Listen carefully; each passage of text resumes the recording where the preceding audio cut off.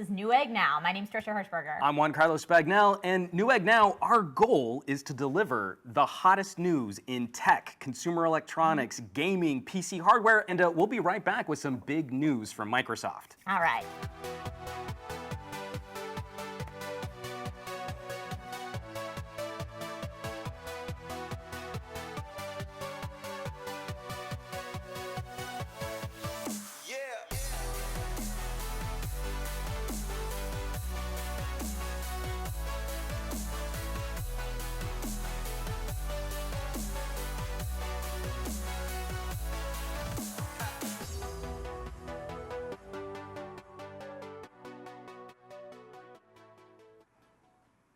All right, let's kick things off with one of the biggest names in the industry, Microsoft. That's right. We are talking about Windows 10, the very operating system that so many of you out there are already running. First, Juan, thoughts on Windows 10? Well, I'm a big fan. I was actually a pretty big fan of Windows 8, and Windows 10 took it to a whole other level with just refinements, optimizations, and I'm just a big fan of just the flexibility idea behind Windows 10, moving from different platforms and products, different screens, some touch screens, some mouse and keyboard. I know you're kind of in a similar boat. You're having to mix desktop touch-friendly environments. All the time. I love me some Windows 7, so I feel like Windows 10 was a really nice mix of everything I loved about 7, plus some of the modernization and updates, and like you said, you know, transferring between devices, and we kind of landed in this perfect amalgamation that is Windows 10. Juan, what was the first Windows that you used, just out of curiosity? Well, I'm an old school DOS kid. My first computer, my first gaming setup was an old DOS box, an 8088 XT clone running DOS, and my little C prompt, I think it was like 5 or 6, and that's how I got into gaming. It wasn't even Atari, it was DOS. The first PC that I ever owned that was running Windows was Windows 95. That got me into the GUI, that blew my mind. Like I can touch screen, you know, like I can move a mouse around and touch things on the screen that way. That was really exciting. Yeah, Windows 95 is where all of my nostalgia is. That's where I started out. But we have come such a long way since then. Just this week, Windows 10 rolled out some new features and changes in the Fall Creators Update. Yeah, we've been hearing about it all year. We've been hearing about this for a while, so it's really exciting that it's finally here. I'm like, while I was getting ready for this show last night, it loaded up on my gaming laptop. Hey, and I was like, yeah, I finally have this stuff. So I've literally been playing with it for tens of minutes. Okay. But you know, some really cool ideas that I think, even just early first impressions, some stuff I'm really excited about. Yeah, so again, these are just our early first impressions since it did just come out, but I think some of the most interesting parts of the new update are OneDrive files on demand. Definitely. So OneDrive is Microsoft's cloud file storage, and now you can access your cloud files right from your File Explorer. I'm really excited about this one. So OneDrive on demand will now treat your cloud storage just like as if it were living on your computer. And this is one of the big problems I've had with a number of other cloud solutions, is this notion that you have to have this one static folder that duplicates.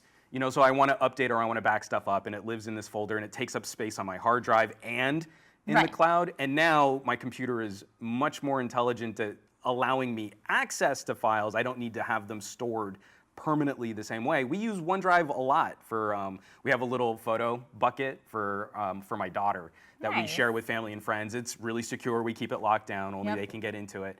But I don't need that bucket to be duplicated on my PC, and OneDrive on demand totally solves that problem for me. On your PC or on any other mobile device that you want to just be able to quickly pull up something like that.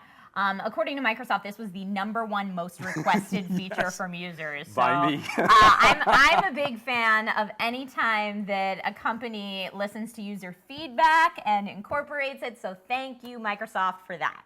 Well, and especially because I think we're all living in this sort of mixed device environment, taking photos from your phone, documents and videos on PCs, laptops, tablets, and all of this stuff is kind of going into buckets. It can be really hard to manage. So this is a huge quality of life improvement for keeping all of that stuff clean and tidy. Absolutely. There's also, with this new update, some improvements for gamers. There's a bunch of stuff that Microsoft's been doing in general to break down the walls between PC and console gamers. like Play Anywhere games. Yes. Where you can buy one game and play it on either platform. Very big deal. Cuphead is one of them that we've both been playing a lot. We're going to be lately. talking about that. I'm We're glad definitely going to to be talking about initiate that. into the weird Cuphead world. That's a Play Anywhere game. There's games that now have cross-play between platforms, specific games for that, game streaming from your Xbox One to your PC. So in general, Microsoft's been doing a lot to bridge this gap, but now we've got, with the Fall Creators Update, game mode. Yes, and so, I mean, kind of blurring the lines between a general purpose computing device and then a console. I mean, console is a computer, but it exists for a somewhat singular idea, all of that horsepower going into delivering a graphics-rich environment. Yeah. And so now game mode, hopefully allowing consumers the same. Like, I want every ounce of computing power to be focused on making sure I get as many of them FPSs as I possibly can in any given title, and that's kind of a big deal. And so I'm really curious to see, as soon as we're done with this broadcast, I'm gonna go home and start benchmarking, because I wanna see what kind of benefit that delivers for the hardware that I'm on right now. But again, it's, you want to sit down, you want to have that entertainment experience, and you want to focus, well, your PC should too. Absolutely. I mean, again, Microsoft has really been killing it in the gaming world with the Xbox One X, and at the same time making Windows more gamer friendly. As someone who is primarily a PC gamer, but who also has an Xbox, I really like seeing this happen. Well, that console versus PC, I mean, that's a sensitive debate. You know, I think wars have been fought over whether or not. Hey, where's that "why not both" meme? Can we do that right now, please? It's an adorable little girl, and it's one of those things. Like, that's why I'm happy to see that kind of issue being addressed here. Again, anytime that we can make this stuff a little bit more consumer friendly, because families have a limited amount of entertainment dollars, and so obviously I'm leaning towards investing in my work desktop, my workstation. But anything that makes me a good video editor in that box is probably also going to be pretty good for playing some games, too. So I'm always happy to see, at the operating system level, that this stuff is being addressed. And this has only been out a few days, so everything's still new. But I cannot wait to see what kind of performance, like you were talking about benchmarking, that people get out of this new and improved game mode. I'm looking forward to seeing what's happening. Definitely. We're watching. We're keeping an eye on you, Microsoft.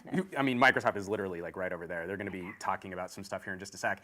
But other quality of life improvements, obviously, I think in just the general computing social media environment, lots of people communicating through tiny little images of smiley faces and vegetables and hieroglyphics. Oh, like the wink tongue stick out emoji face? Yeah, oh, I can't do that. I should never make that face ever again. I apologize. This is live.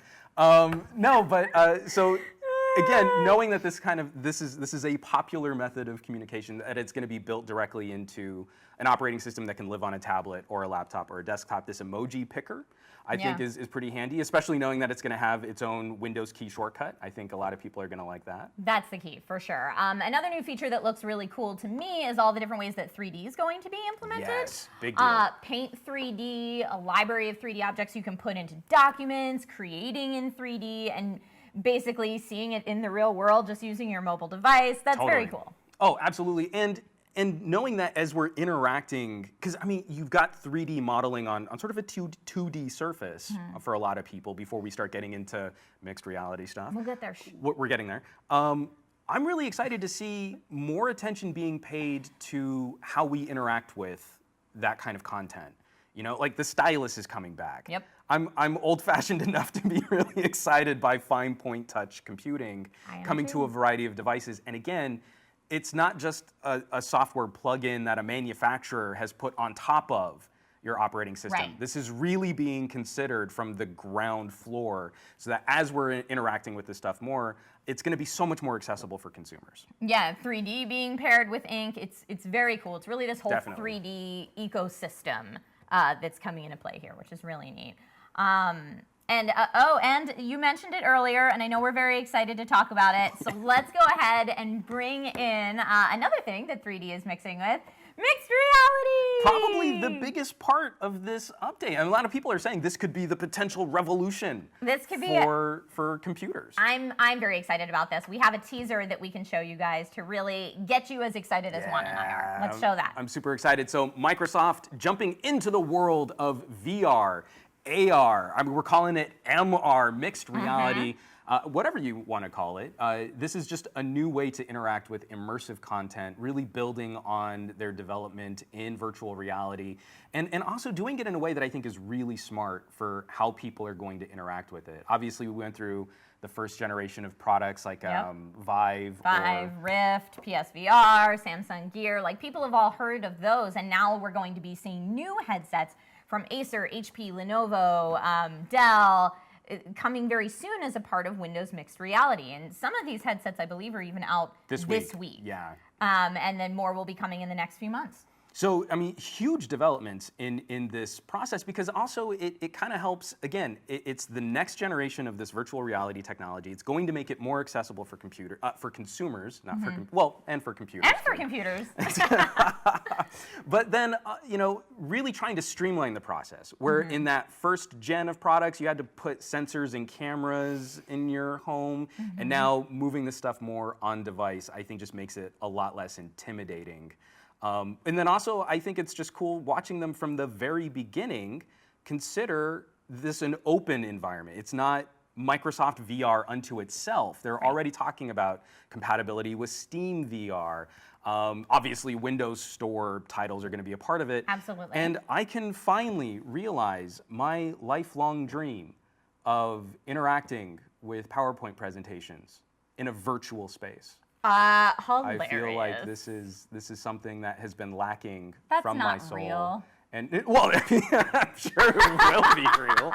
I've been watching HoloLens stuff too, just going like, I kind of want that. Like I want to just HoloLens looks amazing. dock a PowerPoint present or an Excel spreadsheet on my refrigerator, and then just always have my headset on. Okay, well that sounds cool. Now you made it cool. See, I kind of want that. I think like that could be cool.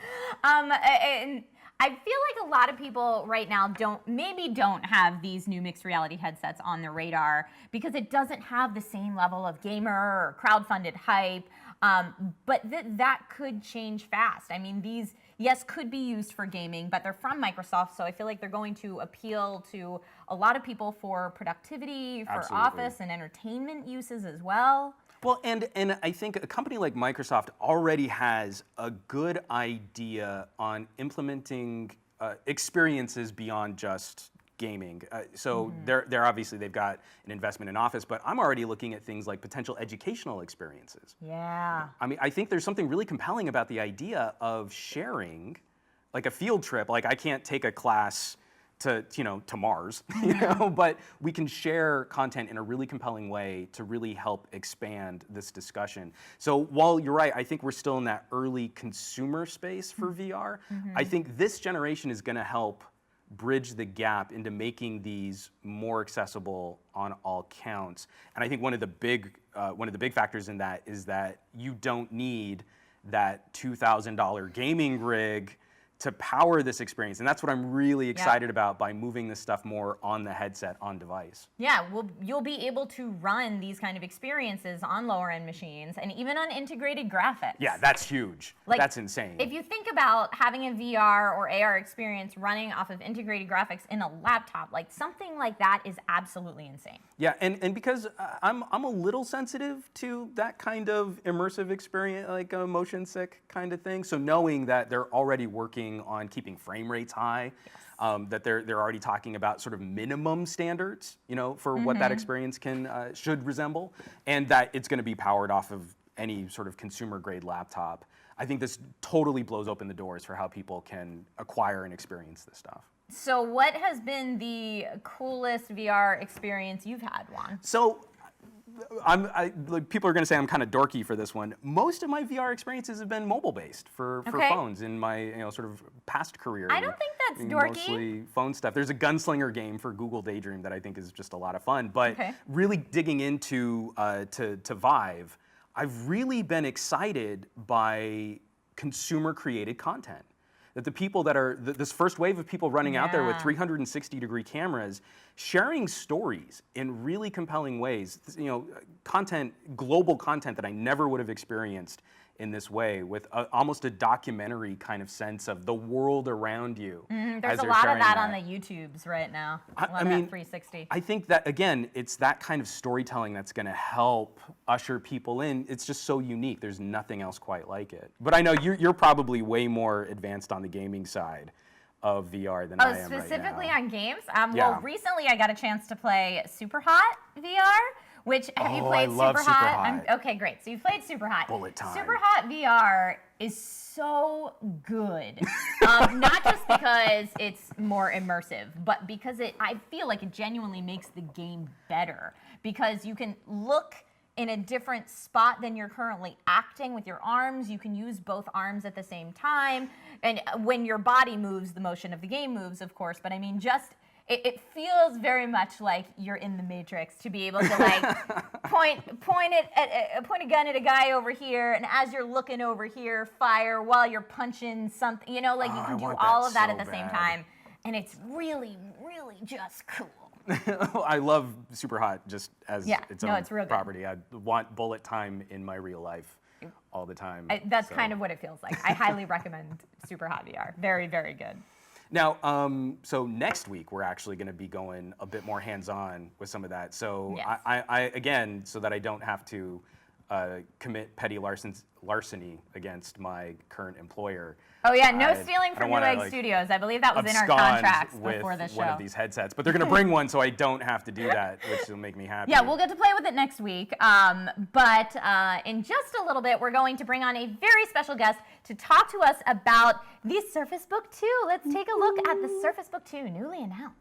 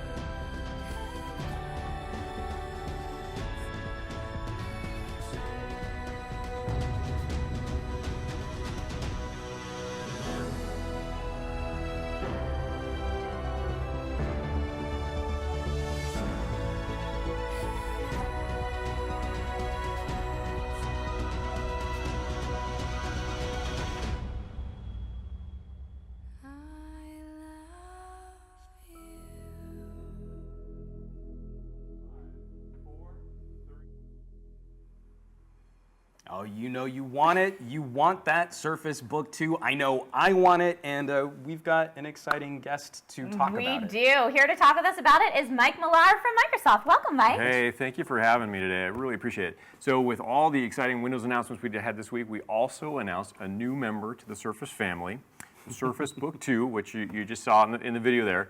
It's the most powerful Surface Book ever. So we designed Surface Book 2 to be the highest performance, the most versatile, beautifully designed laptop that showcases the best of Microsoft.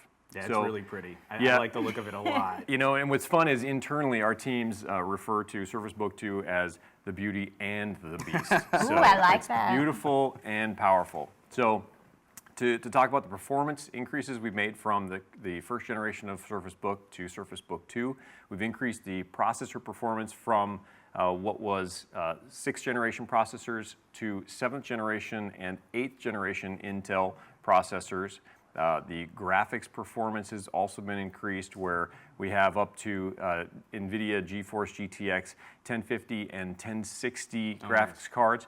The 13-inch Surface Book 2 has 2 gigs of GDDR5 memory, but the 15-inch has 6 gigs of GDDR5. So just amazing graphic performance. Cool. When you combine the HN processor and the increased graphics performance, the Surface Book 2 is up to 5 times more powerful than the original. Wow. Wow. So with all that power, we also have increased battery life. I would hope so. Yeah, where you can get up to 17 hours of battery life on Surface Book 2. That's great. So absolutely incredible. So not only is it powerful, but it's versatile. There's different modes that you can use the Surface Book in, be it a traditional laptop. You can use it as a tablet by detaching the screen from it. You can flip it around, make it a studio mode for creators, and then a viewer mode as well for watching movies or giving a presentation to someone else. But it's versatile because we've also, based on popular demand, we have added USB-C to Surface Book 2. I'm really happy to see that. That was a small concern with the original Surface Book for me. So. We heard about that. We responded. There still are 2 USB ports that are on there in addition to a USB-C port, so we've got you covered on that as well. The design has been updated with stunning pixel sense displays in 13 and 15-inch sizes now. We've improved the hinge, the backlighting on the keyboard, and with all of that, the Surface Book 2 still on the 13-inch comes in at 3.38 pounds. Oh, nice. The 15-inch at 4.42, so still very, very light. So much power in such a small, light laptop. And on top of it, it provides the best of Microsoft. So it's compatible with our newest accessories. So I saw you have some other stuff on the I have table a couple there. things here. Yeah. Yeah. So the Surface Pen has been redesigned, 4,096 points of pressure, and it's really optimized to take advantage of some of the technology that's in Surface Book 2. You saw it in some of the video roll there with shading. There's a tilt sensor in here, so perfect for creators. And the Surface Book 2 is now compatible, fully compatible with the Surface Dial. This was something that you saw a lot of in our Surface Studio marketing materials. It's now fully compatible with Surface Book 2 as well. And in addition to that, we've also launched a new mouse, our Surface Precision mouse, that is just awesome. This is coming out here soon as well. And this will complete a desktop experience with your laptop. So, with all of that said, the 15-inch also includes Xbox Wireless, so you're able to just take an Xbox controller. Oh, that's cool. It's just going to link right immediately up. start playing. That's excellent. Up to Nice. 1080p, 60 frames per second. I mean, just amazing performance. So really, you can be a creator. You can have your device just fade into the background, and you can just create and use and enjoy technology. That's excellent. It's really exciting. So, I mean, but you don't actually have the Surface Book 2 here for us. Let's today. clarify. I That is not am the a new Surface one. Book user, lover. I still don't have a new Surface Book 2. So hint, hint, wink, wink. It'll be available pre-order on November 9th. It has not hit the market yet, but we're looking at November 16th as a date for it to hit the market. And absolutely, when I come back here, I will have a Surface Book 2. We will walk through some live demos to show how all this works, but I need to get one first. So. Okay. Well, you get one and then you come back. I will.